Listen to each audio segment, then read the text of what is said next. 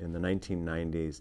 They're a young couple, they don't have children yet, and they made a series of decisions that resonate, I think, to this day. And it had to do, exactly as you say, Cassandra, with not getting out or moving up and moving away from the issues that animated them already, but in fact, digging in and making a difference. And so Michelle went from Sidley and Austin to City Hall, which was also unsatisfying, to the job that she said made her happiest in her life, and that was running a program called Public Allies, which was an AmeriCorps program, leadership training project.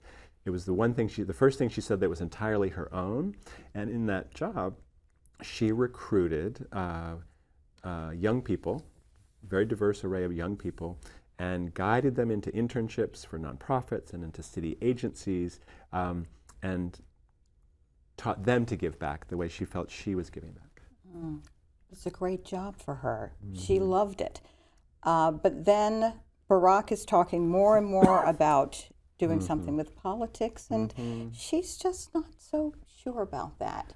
You know, as we followed, we're pretty familiar with the arc of his political story, but along the way, at various points, Michelle has been very ambivalent, and at one point even said to him, Barack, this business is not noble. How did she reconcile her misgivings with ultimately supporting him? That's right.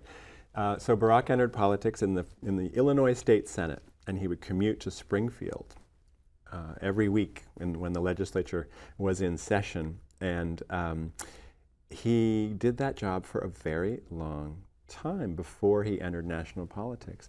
He was very committed to it, and Michelle just was not sure that politics not only was noble, she wasn't sure it really did all that much good, or for that matter, really was what Barack Obama could achieve. I mean, he's, as a supremely talented man, and as someone in whom she believed, she just really wondered whether that was the best use of his talents, not to mention the fact he was gone a lot and it didn't pay very much. Yeah. And he was gone a lot at a time when they just had their first child, Malia, and then later Sasha. And it sounds in your book that there was a great deal of strain in the marriage at that time. Right. Was there ever any sort of consideration that, okay, enough, we're not going to go through with it, or they just were sure they were going to tough it out, which they did? Right. That's not something I know.